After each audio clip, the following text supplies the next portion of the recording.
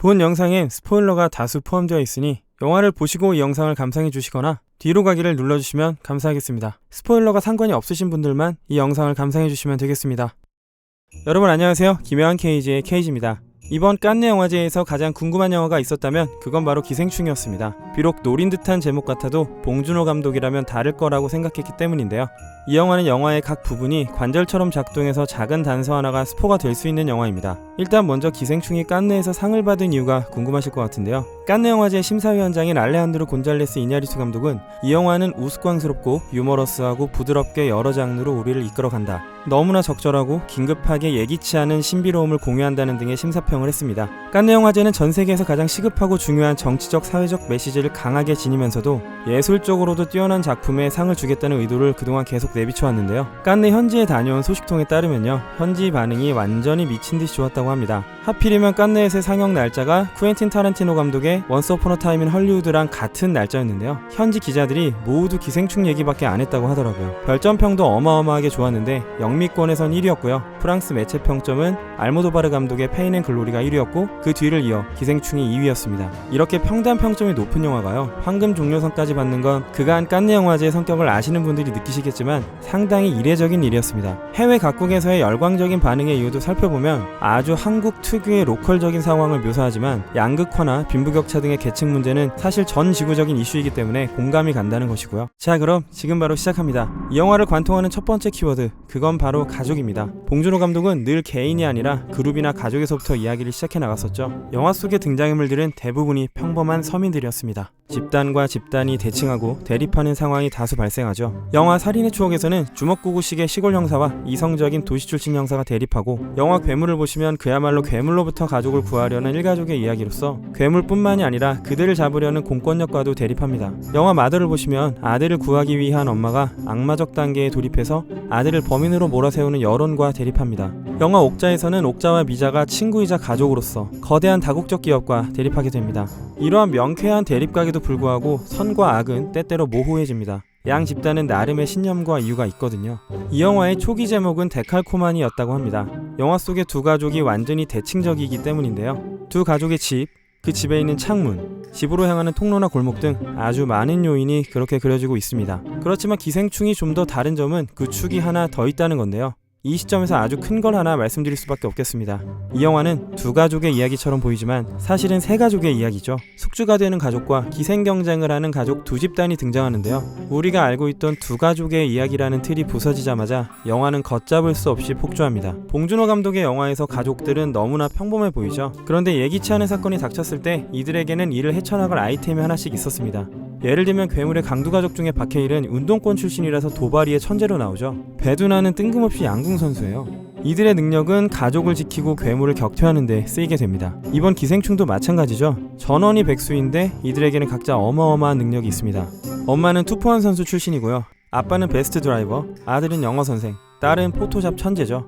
평범한 가족을 비범하게 활용할 줄 아는 감독의 디테일한 설정이 바로 봉준호식 가족 묘사의 핵심입니다. 여기서 한 가지 재밌는 건요, 젊고 아름다운 박사장의 사모 연교보다는 기택의 가족이 압도적으로 유능하다는 사실입니다. 이 가족 모두가 도대체 뭐가 부족해서 연교보다 못한 삶을 사는 것일까요? 그런 세상 앞에서 계획 따위는 의미가 없음을 설파하는 기택의 말에 동의하게 되는 것은 왜일까요? 두 번째 키워드는 계급입니다. 봉준호 감독의 이전 작들을 좀 더 얘기해 볼게요. 플란다스에게 후반부에선 교수가 된 윤주와 직장에서 잘린 현남의 계급차를 보여주고요. 설국열차에서는 뒤에 칸 사람들이 앞쪽 칸으로 거슬러 가기 위한 사투를 벌입니다.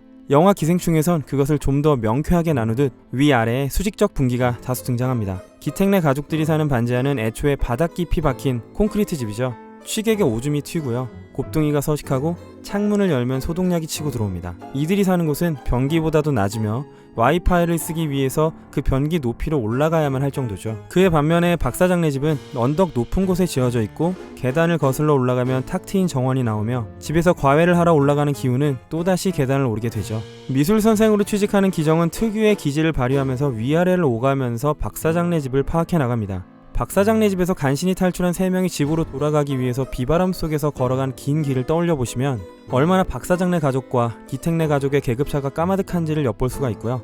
막상 도착한 집이 엉망이 되어 결국 오물이 솟구치는 변기에 올라가서 기정이 담배를 피우는 장면은 정말이지 압권입니다. 박 사장네 집 지하는 박 사장 가족에게는 금단의 공간입니다. 지하는 원래 가정부인 문광이 드나드는 곳이고 그렇기에 그 아랫 공간은 더욱 드러나지 않을 수 있었습니다. 그리고 이 영화에서 술을 마시는 건 기택네뿐인데요. 필라이트를 마시다가 돈이 좀 더 들어오면 삿포로를 마시고 나중에는 박 사장네에서 양주를 까먹죠. 삿포로를 먹을 때는 기정과 충숙은 여전히 필라이트를 먹고 있는 걸 볼 수 있습니다.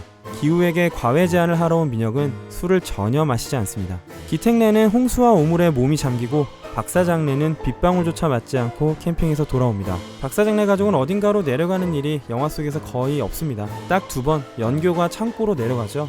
매실청과 생일 파티 준비 언급을 위해서인데요. 두 번째는 그나마 계단에 반만 내려오죠. 이렇듯 영화 속에서 계급을 묘사하는 방법이 매우 지능적입니다.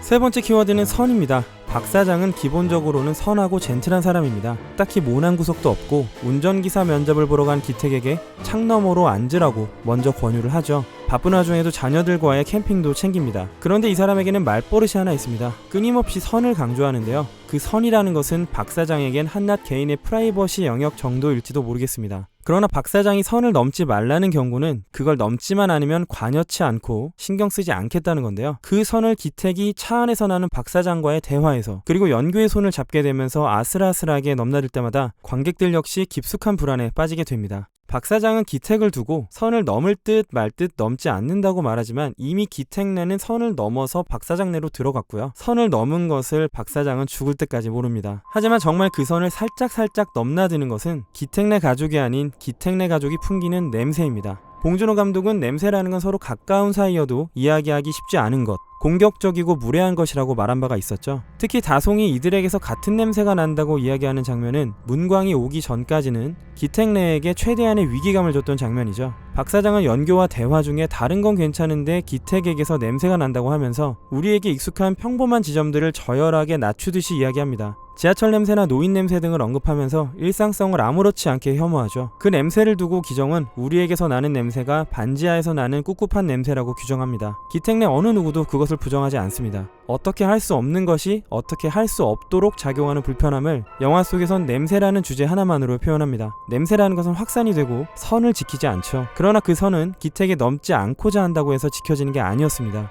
영화 내내 억압되어 있던 기택이 진짜 선을 넘어버리는 순간 선을 침범당한 박 사장네는 완전하게 파멸에 이르게 되죠. 박 사장의 죽음과 기택의 살인은 보는 사람들에 따라서 다를 수 있는 점이라고 생각합니다.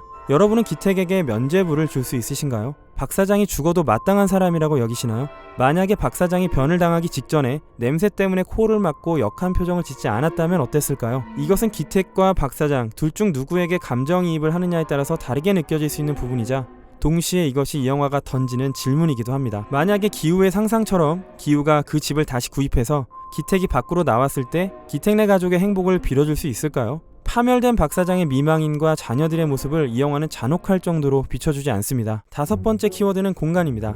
이 영화에선 아주 현실적인 미장센이 유려하고 정교하게 그려집니다. 아주 비좁고 답답한 기택네 집은 영화를 보고 나서도 머릿속에 그려지는 것이 가능할 정도로 훤하죠. 숨을 곳이 없습니다. 박 사장네 집은 어디에나 사각이 있고 숨을 수도 있는 곳이죠. 기택과 박 사장네 집은 실제로 존재하는 집을 섭외한 것이 아닌 오픈 세트라고 하는데요. 이하준 미술감독은 봉준호 감독이 한 인물이 다른 인물의 동선을 속속들이 볼 수 없는 코너와 사각이 있게 박 사장네 집 세트를 만들어 달라는 주문을 했다고 밝혔습니다. 기택네 반지하를 나오면 좁고 긴 골목이 나오고 박 사장네는 정원을 옆에 둔 탁 트인 긴 블럭을 따라 현관으로 갑니다.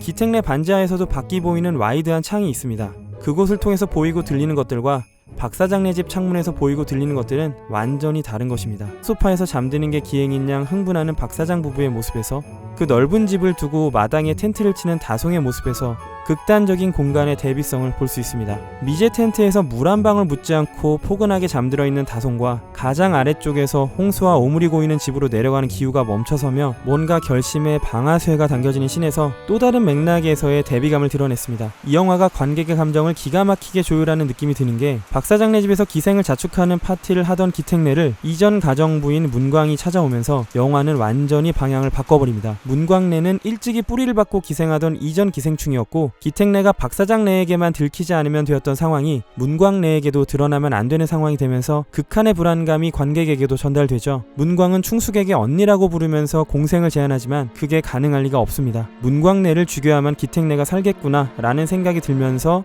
벙커라는 기생 공간은 삶을 유지하는 공간에서 삶과 죽음을 가르는 공간이 됩니다. 자, 여기서 던질 수 있는 질문이 하나 있습니다. 유명한 건축가인 남궁현자 선생이 지은 이 집의 진짜 주인은 누구일까요? 집의 가치를 제대로 이해하고 집을 너무나도 바라고 만약에 갖게 되면 어디를 자기 방으로 하고 싶냐는 등 상상만으로 행복해하는 기택래일까요? 아니면 박사장래와 외국인 부부일까요? 당연히 집주인은 집을 구입한 사람이고요. 그 집을 대하는 간절한 태도만으로 주인이 누군지를 정서적으로 상정할 수는 없어요. 다만 후반의 상상 속에서 기우가 그 집을 진짜로 가졌을 때 비로소 진짜 집주인으로서 그들을 동의할 수 있었다면 저랑 비슷하면서도 모호한 생각을 하신 걸지도 모르겠습니다. 미국이란 국가의 주인이 토착 인디언들이었는지 이주된 유럽인들인지를 구분할 수 없는 것처럼요. 그리고 생일 파티 장면에서 인디언 복장을 한 기택과 박사장의 모습은 그래서 더욱 아이러니하게 보이는 걸지도 모르겠습니다. 아들아,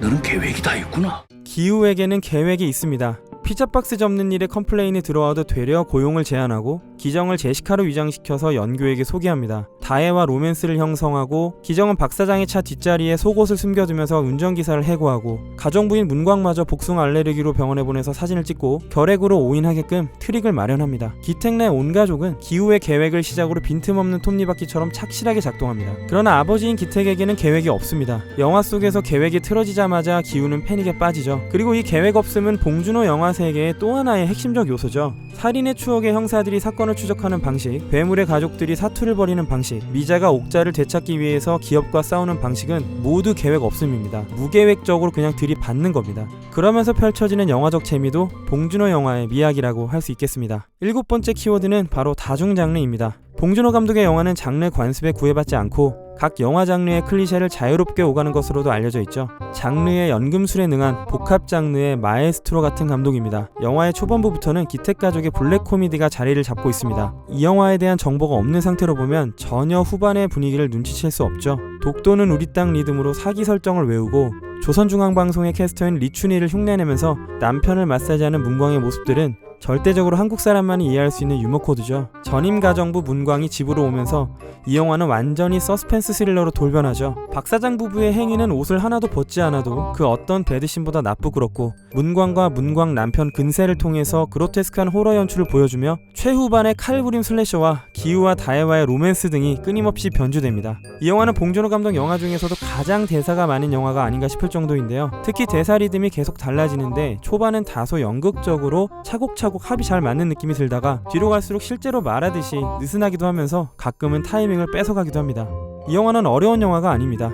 고고한 은유법으로 하고 싶은 말을 돌려서 하지도 않고요.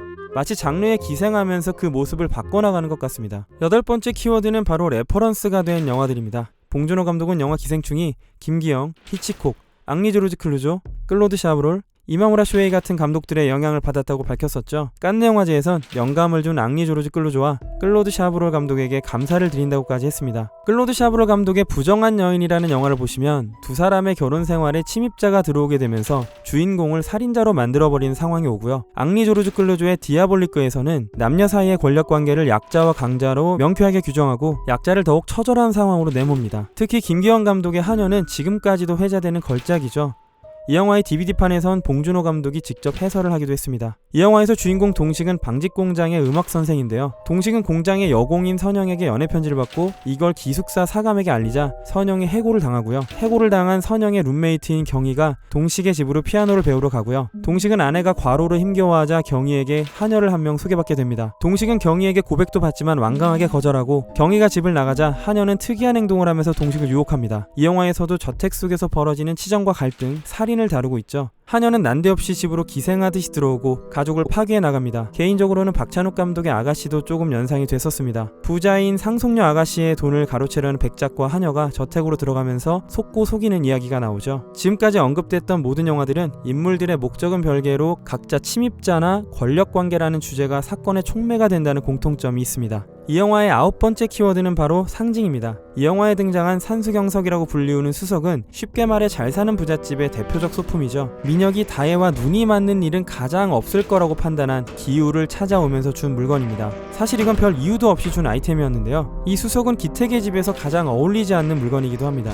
그런 이질감으로 기택 내의 현 상황을 한 번에 짐작하게 되죠. 홍수로 물에 잠긴 집에서 기우는 다른 것도 아닌 이 수석을 챙겨오고 왜 그걸 가져왔냐고 기택이 묻자 기우는 수석이 자신에게 붙었다고 했죠. 이건 나름 이질적이면서도 불균질하고 기괴한 포인트인데요. 기우가 수석을 두고 한 이 말은 해석하기 나름인 부분이 있습니다. 수석은 기우를 사로잡는 죄의식이나 분노 등 복잡하고 미묘한 감정을 설명해주는 요소일 수도 있고요. 기우만이 늘 갖고 있는 계획 그 자체일 수도 있습니다. 기우는 그 수석을 들고 할 일이 있다면서 문광 부부가 있는 벙커로 내려가는데요. 기우가 할 일은 문광 부부를 쳐 죽이는 일이었고요. 정작 그 수석에 맞아서 죽을 만큼의 위기를 겪습니다. 후반부에선 수석을 계곡물에 넣자 정말 별것도 아닌 돌 중에 돌일 뿐이라는 생각이 들게 하는데요. 그리고 나서야 기우는 기택을 구하기 위한 계획을 세우게 되죠. 두 번째 상징은 바로 스카우트입니다. 다송은 컵스카우트에 가서 인디언 덕후가 되었고 다혜는 다송이 설정에 빠져있다고 이야기합니다. 모스 부호를 알고 있기 때문에 전등의 깜빡임으로 근세에 헬프미를 받아 적을 수 있었죠. 물론 해석하다가 잠들어 버리긴 하지만요. 이런 다송을 연교는 한 번도 살갑게 안아주거나 스킨십하지 않습니다. 그러면서도 해고된 가정부 문광과는 메시지를 주고받습니다.